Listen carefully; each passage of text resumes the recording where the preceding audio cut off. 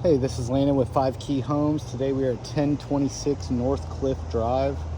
We're going to be doing a roof inspection on this roof today. We're going to point out any problems that may be occurring on the roof and what we can do to fix those problems. So the first thing I like to look at is the gutters. Gutters do look pretty clean. There's a little bit of stuff in the end of them, but I think for the most part they're looking pretty clean. They are a nail-in style. They are aluminum gutter, but they're the nail-in style gutters, and they're having some issues. There's a lot of bending and bowing, as you can see right there. They don't look like they're pitched properly either. And then the other issue we're having, as you can see, is that there's no fascia board in here, and squirrels have definitely been building nests in all the soffit and fascia kind of all the way down. As you can see, there's a nest there, and it just continues all the way down the line. So I would definitely say there's probably going to be some squirrels and stuff in there. So these gutters would need to be pulled off, the fascia board would need to be replaced, and then new gutters installed. So we'll hop up here and see what's going on. As you can see, there's a lot of sealed up nail holes kind of sporadically all through the roof, and I'll show you a couple other spots. So it looks like the nails are pulling out, which means that most of the time moisture has gotten underneath the roof and made it to where the nails are rusting and popping back out. You'll also see a lot of lifted shingles like this, unsealed lifted shingles. And I can feel the nails underneath don't feel like they were shot down into the roof enough. So I can actually feel the nail heads, and that's kind of what's raising these shingles up. So like right here, see how you can see that's popped up? If you lift it up, the nail isn't driven down enough into the roof. So this is an install error. I would say the roof is definitely pushing 20 years old probably. I would say 15 to 20 years old for sure. A couple of things that make me think that is there's no ridge vents on this roof. There's not even any powered attic fans. It's just these 3 turbine fans for ventilation, which is definitely probably not enough ventilation for this roof. So as for the shingles, it's a 3-tab style shingle. It looks like an estate gray in color. And then it comes down to a flat roof over what it's either a sunroom or a porch. And that is TPO, which is like a commercial roofing product. So we have shingles, we have TPO. So for the most part on this side, the shingles aren't in like horrible shape. I would just say the install, whoever shot the shingles down on the front slope didn't have their nail gun the depth set enough. And that's what's causing the shingles to have raised parts in the center of the shingles and kind of warp them over time. So this shingled section right here, I'm sure is ice and watered underneath this. It does become very flat, but as long as you put enough underlayment underneath there to where that can make that not have any leaks, which seems to be the case, so it should be good there. This roof was racked, so as you can see, all the lines meet straight with each other. So this is a racked roof. You can just tell because it kind of zippers up, and you can kind of see where they started their rows. We'll come back over here to this side. I would say this is a steeper roof. It's about a 10 pitch. So we have right here, we have indications of hail damage.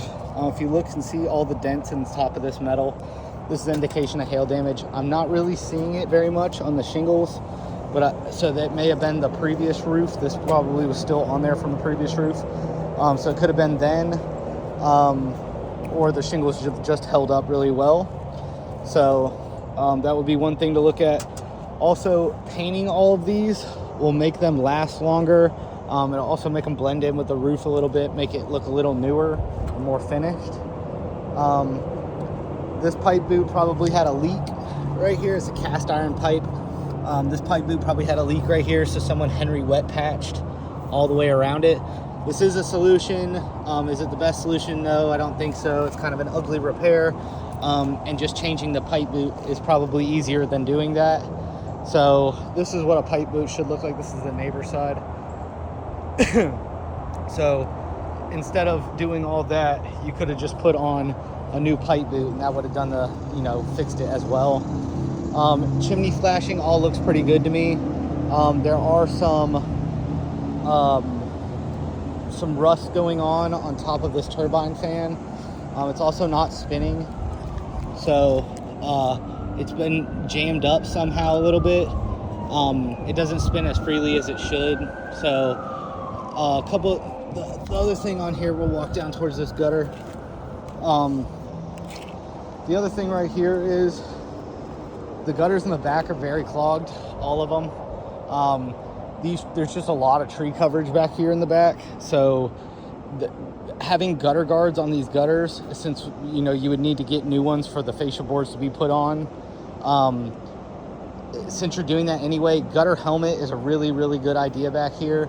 Your roof is not too steep to do gutter helmet, and it will keep you from having to clean these gutters kind of ever. So that would be one thing I would highly recommend. That way you don't have to spend the money having people hop up here twice a year, 3 times a year to clean out all the gutters. So we'll walk over to this TPO section and take a look at this.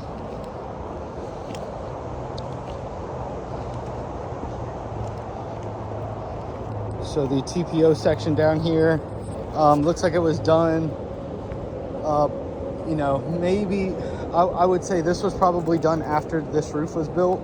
I'm not sure if this is an addition or if this is just it's possible they did the roof at the same time, but because of this rolled roofing right here, my guess is this used to have rolled roofing on it, and they went back with TPO instead. Rolled roofing is what they did on this down here. This is a perfectly flat roof almost. It's a single slope, single pitch roof. So they rolled roofed this, which is fine.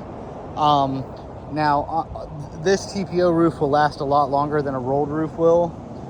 It'll just hold up over time a little bit better. But again, the important thing on this is to make sure it stays clean. And all these gutters, so all these nuts that are in here weigh a ton. So this is definitely putting a strain on these gutters and definitely making it to where they can't function right. Again, we have dents and stuff all inside the gutters. The one thing I do notice though is there's a big divot right here in the corner in the TPO, so this would probably be something that needs to be cut out and repaired. Normally this indicates that you're having some kind of leak, so my guess is that water is able to get underneath this somehow, and it's kind of starting to rot the insulation board that's underneath this. So you can tell at some point they had these newer style, these are 6-inch gutters. They are aluminum, but they are nail-in still, so it was a while ago. But these were the original gutters on the house. These are steel style gutters. They're definitely rusting out really bad. And they're the trough, like the rounded trough style gutter. So I would just recommend that just replacing the gutters all the way around would be huge. Getting the new fascia boards underneath there so that squirrels and other critters can't get into the attic space. And then probably just a maintenance package, resealing any nail heads, painting all these pipes and vents to match the roof color. That would also include cleaning out all these gutters before the guys take them off to change them. Just makes their life a little bit easier so they're not pulling down full gutters. And fixing any of these exposed nail heads that we saw. So those are the big things. It doesn't look like they have any interior leaks or anything like that. And I don't see any like wind damage. All the shingles that are lifted up here are just lifted up because the nails weren't driven to depth.